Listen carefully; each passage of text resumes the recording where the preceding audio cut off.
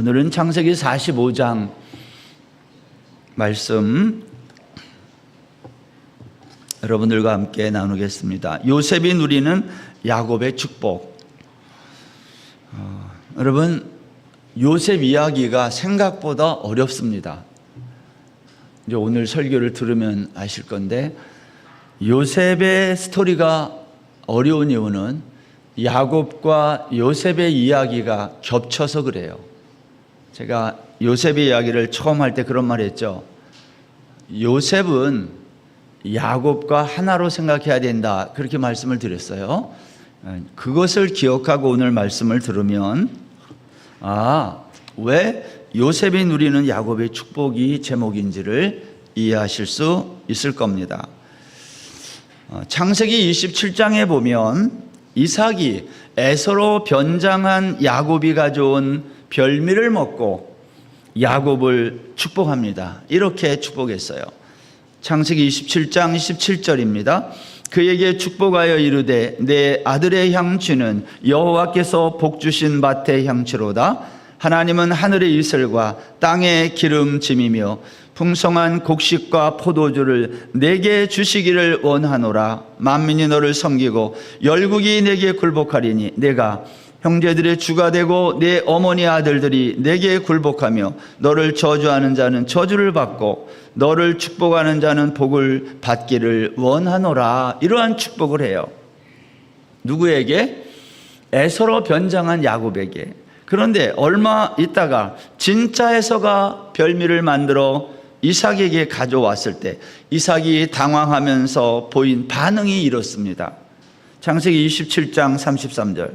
이삭이 심히 떨며 이르되 그러면 사냥한 고기를 내게 가져온 자가 누구냐? 내가 오기 전에 내가 다 먹고 그를 위하여 축복하였은즉 그가 반드시 복을 받을 것이라. 우리가 이미 다 한 얘기지만 제가 오늘 45장에 있는 요셉의 이야기를 위해 이 이야기를 가져왔어요. 이삭은요, 자신이 축복한 자가 에서가 아니라 에서로 변장한 야곱이라는 것을 알게 되고 그것 때문에 심히 떨었다는 거예요. 그러면 그 다음 이삭이 어떻게 하면 좋을까요? 자신의 실수를 인정하고 야곱을 다시 불러서 너에게 한 축복은 무효다. 너도 알지? 네가 나 속인 거. 그리고 다시 에서를 불러서 축복하면 되지 않을까요? 우리 생각에. 그런데 이삭은 그렇게 하지 않습니다. 오히려 그는 몸을 심하게 떨면서 내가 축복한 야곱이 너가 반드시 복을 받을 것이라고 확증하는 말을 해요. 그러면 이제 우리는 이러한 생각을 해야 돼요. 이삭이 야곱에게 베풀었던 이 창세기 27장의 이 복은 정말 야곱의 생애 가운데 어떻게 성취되었을까 하는 겁니다. 오늘 본문이 바로 이삭이 야곱에게 베풀었던 그 복이 성취되는 이야기예요. 그런데 야곱이 아니라 요셉에게 성취되고 있다는 겁니다. 여러분, 하나님이 이삭을 통해 야곱에게 주신 복이 두 가지입니다. 첫째는 내가 땅을 주겠다. 둘째, 내 자손이 번성하게 될 거다. 근데 이 두 가지 복은요, 아브라함과 이삭에게 약속했던 똑같은 복이에요. 하나님이 아브라함에게 약속한 것은 내가 네게 보여줄 땅으로 가라 그랬어요. 그리고 그 땅은 가나안의 어디였어요? 세겜 땅이었어요. 성경은 그 땅을 기름진 땅이라 그랬어요. 그런데 여러분, 우리가 기억하고 있는 땅에 대한 성경의 증언이 또 하나 있어요. 기름진 땅으로 가라. 그것을 주겠다고 하나님이 말씀했는데, 성경에 보면 땅에 대한 또 다른 증언이 하나 있어요. 그게 어디냐면 이제 창세기 앞으로 갑니다. 3장 17절에 가면 하나님은 아담이 범죄한 이후에 땅을 저주하고 땅이 저주를 받아 가시덤불과 엉겅퀴를 낸다 그랬어요. 그러니까 땅은 기본적으로 가시와 엉겅퀴를 내는 게 맞는 거예요. 저주받았으니까. 근데 오늘 이삭은 야곱에게 너는 복을 받아 내가 가는 곳에 기름진 땅이 될 거라는 거예요. 그러면 복받은 야곱의 일생에서 하나님이 약속한 복, 기름진 땅에 복이 있어야 되지 않습니까? 그런데 우리가 지금까지 살펴본 야곱의 인생길을 보면 그의 인생길은 기름진 땅의 복이 아니었다는 거예요. 늘 메마르고 척박한 광야 같은 땅이었어요.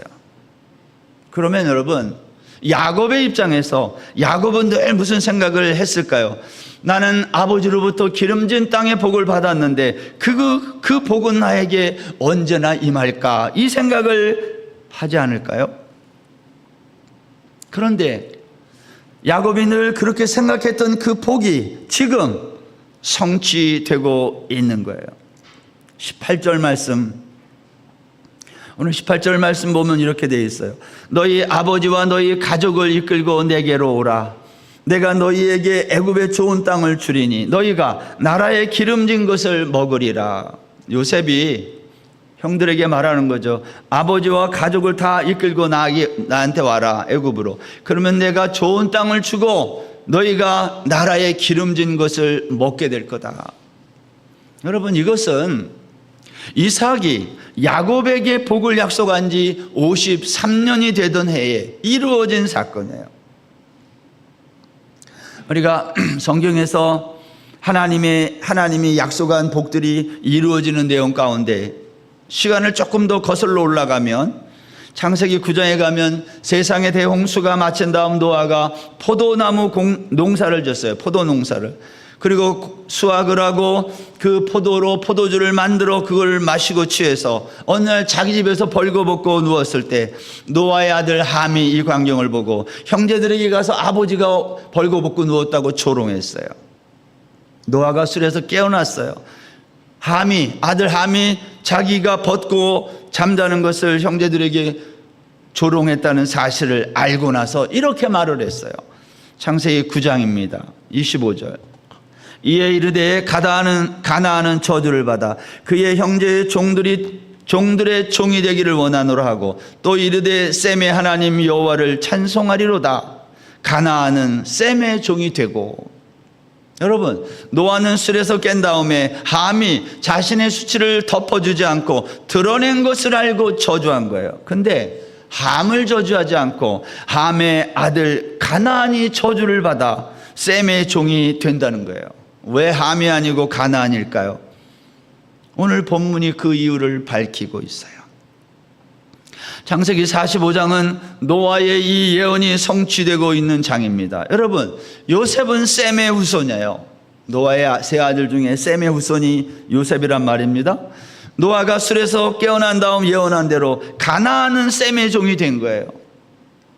왜냐? 요셉이 셈의 후손이니까. 지금 요셉은 셈의 후손으로 함의 후손인 가나안을 포함한 온 세상을 통치하고 있잖아요. 이 창세기 9장의 예언이 이루어지고 있는 것입니다. 여러분, 하나님의 말씀은요, 한번 하나님이 하신 말씀들은요 반드시 이루어지고 있음을 성경이 보여주는 거예요. 하나님의 약속이 성취되고 있는 또 하나의 사건이 있습니다. 하나님은 창세기 15장에서 아브라함과 언약을 맺으신 후 말씀하시기를 내 자손이 이방에서 객이 되어 살다가 4대 만에 이 땅으로 돌아올 거라고 그랬어요.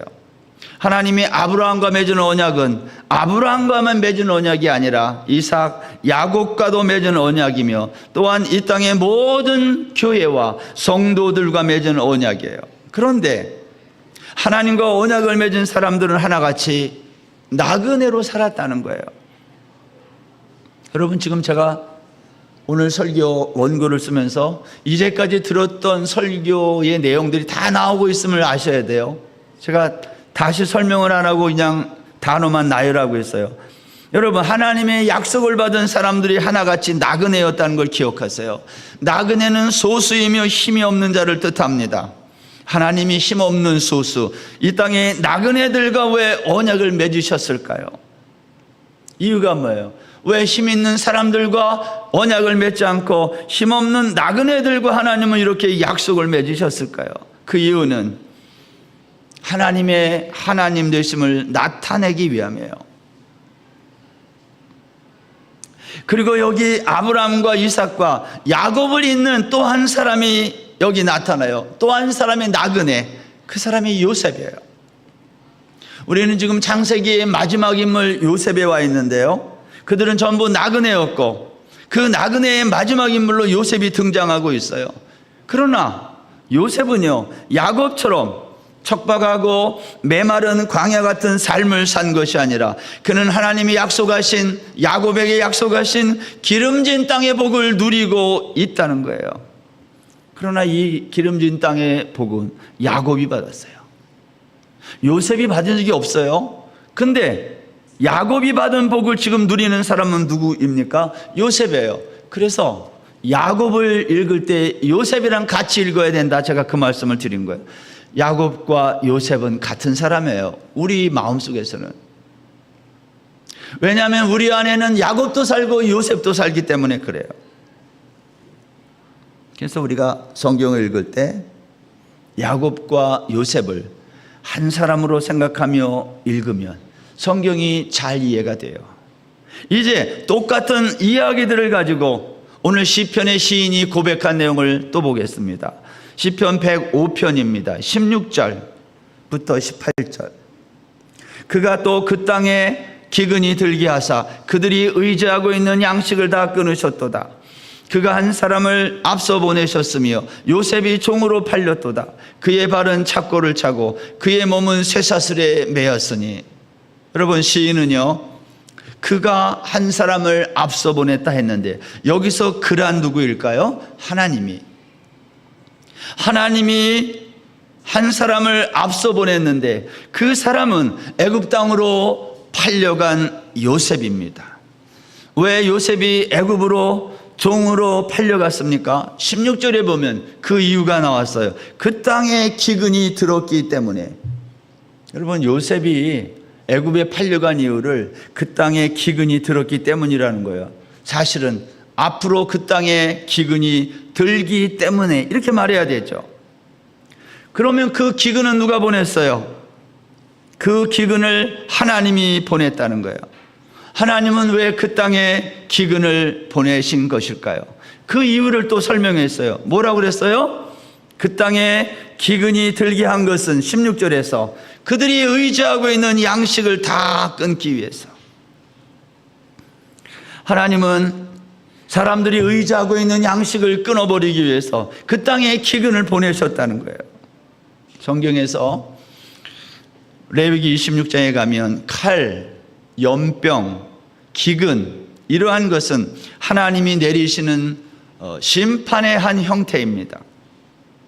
그 땅에 기근이 들게 했다는 것은 야곱과 그의 가족이 하나님의 말씀에 불순종했다는 증거이며 야곱은 온갖 죄를 저지른 자라는 뜻이에요.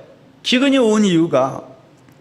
그러나 하나님은 그 야곱의 식구들을 심판 가운데서 구원하시기 위해서 앞서서 요셉을 애굽 땅으로 보냈다는 것이 시인의 깨달음이에요. 시인의 관점. 요셉은 애굽에 갔을 때 누명을 쓰고 옥에 갇히게 됐어요. 여러분, 이런 요셉의 고난이 언제까지 지속된다고 했냐면 여호와의 말씀이 응할 때까지라는 거예요. 19절에 보면 곧 여호와의 말씀이 응할 때까지라. 그의 말씀이 그를 단련하였도다. 여러분, 고향 브엘세바하고 바단 아람에 있을 때 야곱이 온갖 죄를 지은 야곱과 그의 가족들을 하나님은 당신의 백성을 삼기 위해 애굽으로 보내신 거예요. 그리고 그것을 위해 먼저 요셉을 애굽에 팔려가게 하시고 후에 야곱의 가족 전부를 함의 땅 가나안에서 나그네가 되게 하셨다. 23절입니다. 이에 이스라엘이 애굽에 들어가며 야곱이 함의 땅에 나그네가 되었도다. 함의 땅이 어디예요? 가나안. 가나안에서 나그네가 됐다는 거예요. 누가? 야곱의 가족들이. 그리고 이제 함의 땅 가나안에서 나그네로 살던 야곱이 이제는 애굽 땅에 가서 또 나그네가 된다는 거예요. 여러분, 하나님과 언약을 맺은 사람들이 나그네에서 나그네로 이 세상을 떠돌며 살고 있음을 말하는 거예요. 우리가 알고 있는 아브라함과 그의 후손들이 살아가는 삶의 여정, 나그네들의 삶의 여정을 보면 제일 처음 갈대아 우르에서 그들이 하란으로 왔다가 하란에서 가나안으로 오고 가나안에서 이제는 이집트로 가는 여정으로 이어져요. 가만히 보면 당시 세계에서 가장 문명이 발달한 갈대아 우르, 잘 사는 곳에서 하란으로, 하란에서 가나안으로, 그리고 가나안에서 다시 이집트로, 이러한 거예요. 살기 좋은 곳에서 떠나 나그네가 된 사람들은 점점 안 좋은 곳으로 밀려가고 있음을 성경이 보여줘요. 그렇죠, 여러분? 이스라엘 백성들이 애굽 땅에 있을 때는 노예로 살았거든요. 가장 비참한 상태에 처하게 돼요. 성경이 우리에게 그것을 보여주잖아요. 갈대아 우르에서 시작한 아브라함의 삶이 마지막은 어디에서 끝나요? 이집트 땅의 노예로 비참한 상태에 처하게 됐다. 이게 나그네의 삶이라는 거예요. 그런데 성경은 이 모든 일을 누가 하셨다는 거예요? 하나님이 하셨다는 거예요. 시편 105편은요, 시인이 이 105편을 노래하면서 요셉이라고 하는 한 인물의 삶을 수동적으로 묘사해요. 전부 수동태로 기록하고 있어요. 요셉 스스로 선택하고 결정한 일이 없어요. 팔려갔죠, 옥에 갇혔죠, 석방당했죠, 총리가 됐죠. 이거 요셉이 애쓰고 노력해서 된 게 아니에요. 수동적으로 밀려다닌 거예요. 여러분, 왜 요셉은 수동적으로 살아야 했을까요? 왜 요셉은 자신의 상황을 바꾸려고, 능동적으로 바꾸려고 애쓰지 않았을까요? 우리 중에 내 인생이 너무 힘들게 가. 그러면 여러분 어떻게 해요? 거기에서 벗어나려고 발버둥 치잖아요. 사업이 안 되면 그거 잘 되게 해보려고 온갖 수단을 다 동원하잖아요. 내가 지금 삶의 상황이 힘들고 어려우면 어떻게 해요? 그것을 바꿔보려고 애쓰잖아요. 비행기 타고 외국도 가고. 우리가 온갖 노력을 다 동원해서 우리의 삶의 상황을 바꾸려고 노력하지 않습니까? 근데 요셉은 보디발의 집에 노예로 팔려갔을 때, 저는 거기가 요셉에게는 절호의 기회의 시간이었다고 생각해요.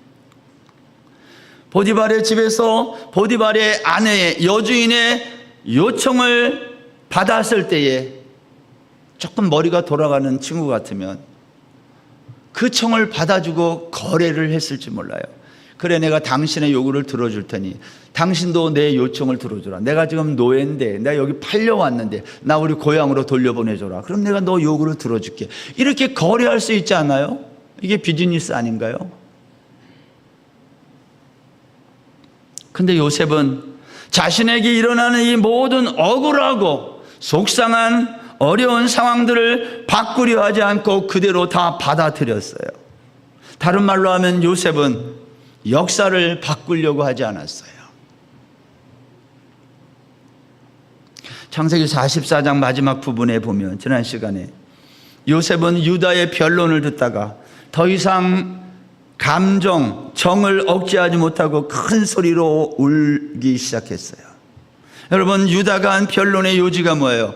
베냐민의 생명과 아버지 야곱의 생명은 하나로 묶여 있다는 거 아닙니까?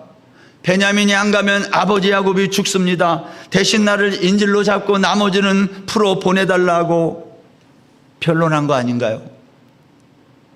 요셉이 이 부분에서 더 이상 정을 억제하지 못한 겁니다. 여러분, 생각해 보세요. 요셉과 유다의 공통점이 무엇인가요? 여기에서 여러분, 요셉과 유다의 공통점은 피해자라는 점에서 공통점이 있어요. 요셉도 피해를 받았고요, 유다도 피해를 당했는데 요셉은 수동적 피해자고 유다는 자청했어요. 능동적 피해자라는 거예요. 창세기에 나오는 요셉과 유다의 이 피해당한 희생의 이야기는 그러한 점에서 앞으로 오실 메시아의 삶을 미리 보여주는 거라고 했어요. 우리 모든 인류의 죄를 대신하여 희생제물이 되신 예수 그리스도의 희생과 유다와 요셉의 희생은 똑같이 정확하게 일치하는 그림이에요. 마태복음 1장에 예수님의 족보에 보면 예수님은 야곱의 12아들 가운데 누구의 후손으로 오셨어요? 유다의 후손으로 오셨어요. 이거 유대인의 상식과 안 맞아. 장자의 후손으로 오지 않고, 유다는 장자가 아니거든요. 루벤이 장자인데 메시아는 장자의 후손으로 오지 않고 유다의 후손으로 와요. 왜 유다의 후손으로 와야 돼요? 유다는 혈통적 장자는 아니지만 희생을 자청하는 모습을 통해 실제적 장자의 역할을 했다는 거예요. 유다는 요셉처럼 예수 그리스도의 희생의 모형으로 살았던 것입니다. 여러분, 오늘 창세기 45장 본문에서 5절 말씀 한번 보세요. 5절. 당신들이 나를 이곳에 팔았다고 해서 근심하지 마소서, 한탄하지 마소서. 하나님이 생명을 구원하시려고 나를 당신들보다 먼저 보내셨나이다. 여러분, 요셉이 왜 이런 말을 할까요? 당신들이 나를 여기에 팔았다고 근심하지 마십시오. 여러분, 요셉이 이렇게 말하는 이유가 뭘까요? 이 구절은 요셉이 왜 이렇게 말하는지, 왜 자신의 삶의 상황을 바꾸려고 하지 않았는지 그 이유를 명확하게 설명해요.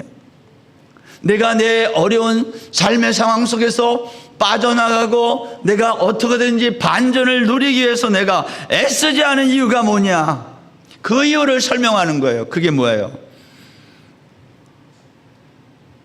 여러분, 야곱을 생각해 보세요. 요셉과 대조해서 야곱은 자신의 삶을 장자들의 세상에 태어나 억울한 자기의 위치를 바꿔보려고 그는 부단히 노력하고 애쓴 사람이 야곱이에요.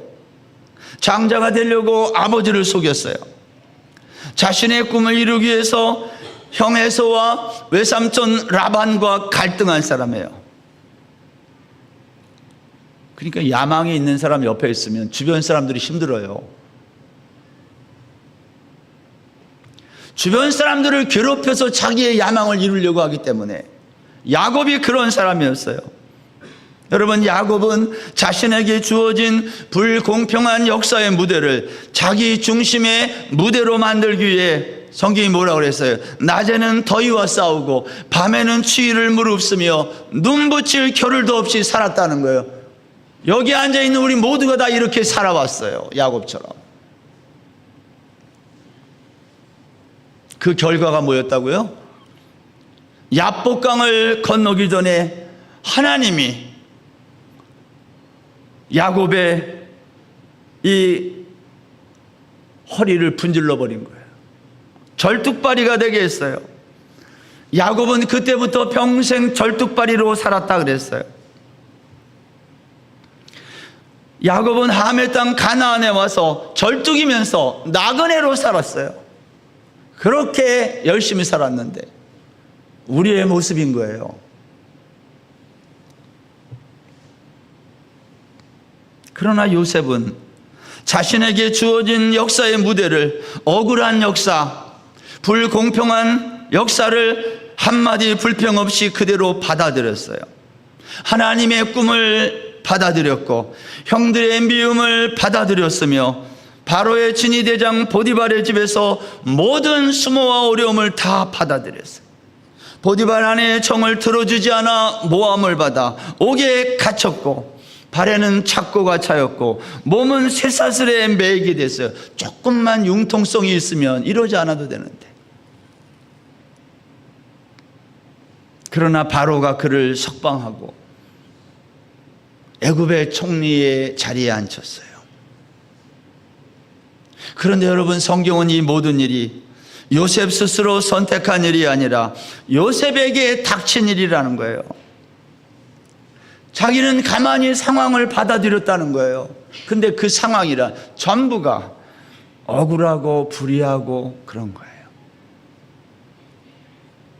요셉의 인생은 능동태 인생이 아니라 수동태 인생이었던 거예요.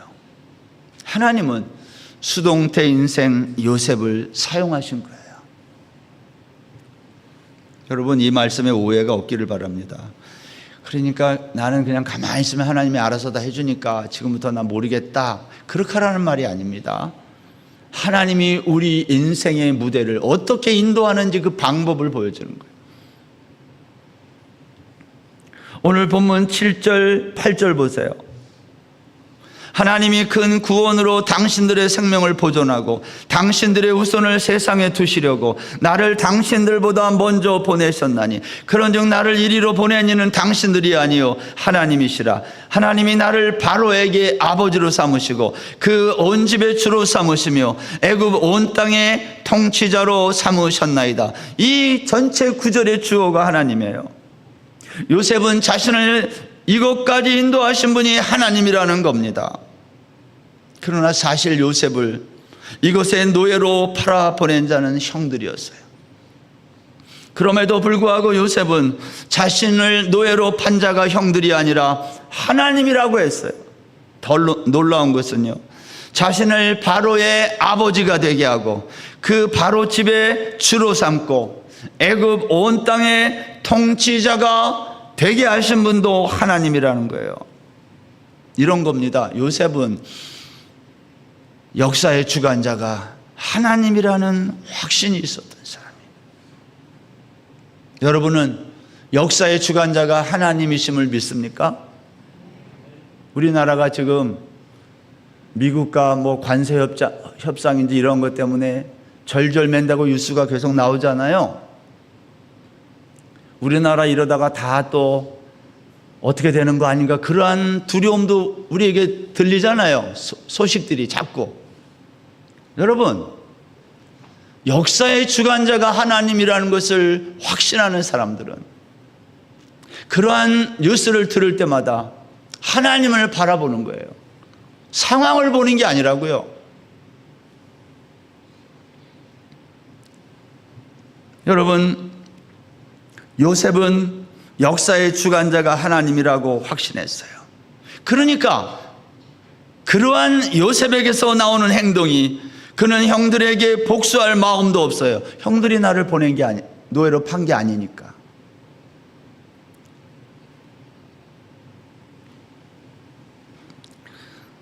역사의 주관자가 하나님이라는 사실을 믿었던 요셉은 역사를 바꾸려고 하지 않았어요. 사랑하는 여러분, 역사를 바꾸려고 하지 말고 나를 바꾸려고 해야 합니다. 부패하고 타락한 이 세상을 바꾸겠다고 하지 말고 가장 부패하고 타락한 냄새나는 나를 바꿔야 돼요. 그래야 세상이 바뀌어요.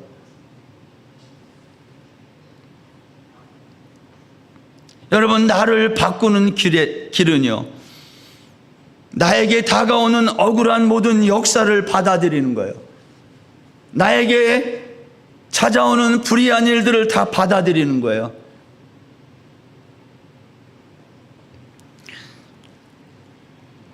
그것이 하나님을 역사의 주관자로 믿는 사람들의 삶의 태도예요.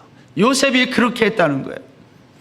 요셉은 이미 일어난 과거의 일에 대해서 아무 미련이 없어요. 그리고 오직 앞에 있는 일에만 관심이 있었어요. 그 일이 뭐예요? 아버지 야곱을 이집트로 모셔와 자신과 가까운 땅 고센에 머물게 하는 게 요셉의 관심이었어요. 요셉은 형들을 복수하고 이러한 일에 관심이 없었어요. 왜? 이 모든 일을 하나님이 주관했다고 믿기 때문에. 요셉은 자신을 죽음의 사지로 내몬 가족들이 왜 보고 싶었을까요?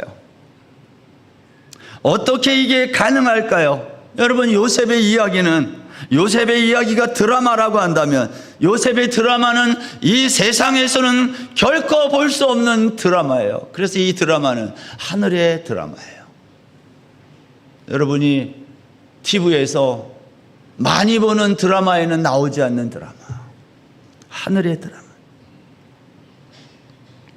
만일 요셉이 하나님의 이 큰 구원의 그림을 깨닫지 못했다면 22년 만에 만난 형들과의 만남은 피비린내 나는 복수국이 되었을 것 아닙니까? 우리가 요셉의 이야기를 읽으면서 종종 실수하는 것 중에 하나는 요셉의 이야기를 인간 승리로 미화하는 거예요. 여러분, 요셉의 이야기는 요셉의 위대함을 말하는 것이 아니라 요셉을 요셉되게 하시는 하나님이 위대하다, 그거 말하는 거예요. 인간을 위대한 존재로 여기는 생각은 오래전부터 있어 왔어요. 고대 그리스 로마 시대는 인간을 아름답다고 여겼어요. 그래서 고대 올림픽 경기 보세요. 선수들이 옷을 입지 않고 나체로 나와 경기해요. 그러나 아무도 부끄럽게 생각하지 않아요. 그 당시에 조각상들을 보면 나체상이 많아요. 왜냐? 인간을 아름답다고 여겼어요. 그러나 이후에 인간이 추악한 존재라는 생각이 퍼지면서 사람들이 점차 옷으로 가리게 됐어요. 중세시대부터 머리끝부터 발끝까지 가린 복장들이 등장하기 시작했어요. 게다가 14세기 르네상스가 이탈리아 남부에서 시작되면서 고대 그리스 문화를 부활시키는 노래, 그림, 조각이 등장했어요. 이후에 근대 문명은요, 인간을 신으로 믿기 시작했어요. 그리고 더 이상 신이 우리를 돕지 않아도 우리 인간은 지상의 낙원을 건설할 수 있다고 믿게 됐어요. 그리고 일어난 게 1차, 2차 세계대전이에요. 수많은 사람들이 죽고 도시가 파괴되는 처절하고 비참한 광경을 바라보면서 사람들은 충격에 빠졌어요. 그래서 찾아온 게 실존주의예요. 허무주의적 실존주의. 많은 사람들이 삶에 대해서 회의를 느끼고 스스로 목숨을 끊기 시작했어요. 여러분, 요셉의 이야기는 인간의 위대함을 말하려는 것이 아닙니다. 인간이 가장 아름다울 때는 하나님의 섭리를 알고 그 섭리 안에 순종할 때예요. 요셉의 위대함은 온갖 역경을 이기고 애굽의 총리가 되는 데 있지 않아요. 애굽의 총리는 요셉이 그렇게 바랐던 것도 아니고 요셉이 노력해서 된 것도 아니고 밀려간 데가 총리예요. 이왕이면 왕이 되지 왜 총리예요?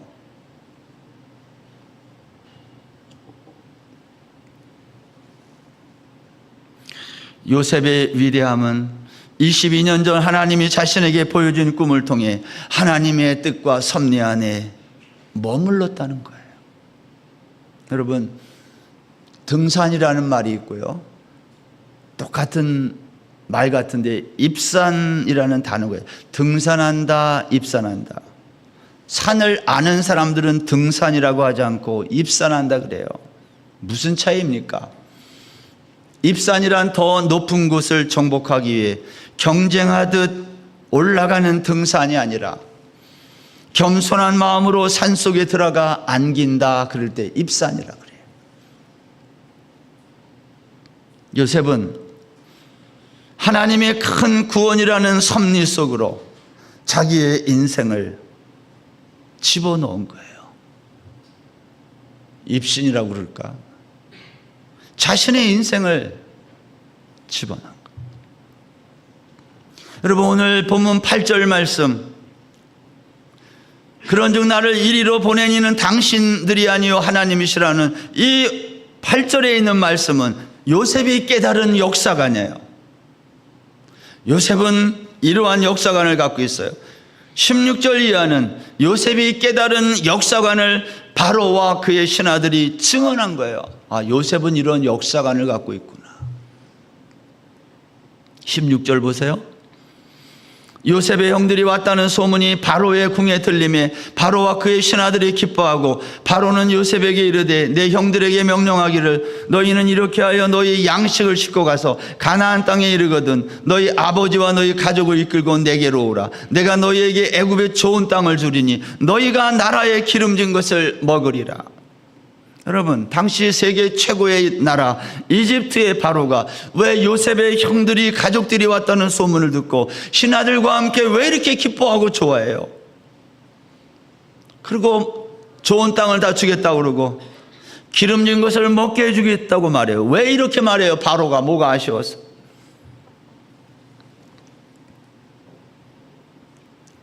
바로는 뿐만 아니라 애굽에 수레를 주면서 너희 자녀와 아내와 아버지를 가서 모시고 오라는 거예요. 그러면 애굽 땅에 좋은 모든 것을 너희에게 주겠다는 거예요. 22절 이하에 가보면 옷과 돈과 떡과 양식을 나귀 20필에 20마리에 실어 보냈어요. 여러분, 창세기 45장에 바로가 요셉의 형들과 그의 가족들에게 대하는 이 모습을 가만히 보면 이것은 53년 전에 브엘세바 집에서 이삭이 에서로 변장하여 나온 야곱에게 베풀었던 그 축복이 지금 요셉에게 응답되고 있는 현장이에요. 하나님이 이삭을 통해서 야곱에게 약속했던 그 복이 53년 만에 지금 이루어지는데 누구를 통해서 이루어지냐면 요셉을 통해서 이루어지고 있어요. 야곱은 그 옆에 그냥 곁다리로 같이 있는 거예요. 하나님은 야곱에게 복을 약속하시고 그 복의 축복을 성취를 요셉을 통하여 이루고 있는 거예요. 여러분, 우리가 그동안 혹시 야곱처럼 하나님의 복을 받으려고 애쓰고 살아왔다면 이제 그런 야곱을 그만두고 요셉처럼 하나님이 만들어 놓으신 그 불의하고 불공평한 역사의 무대 안에 자신 있게 당당하게 들어갈 수 있기를 바랍니다. 왜냐하면 거기는 하나님이 함께하는 곳이니까.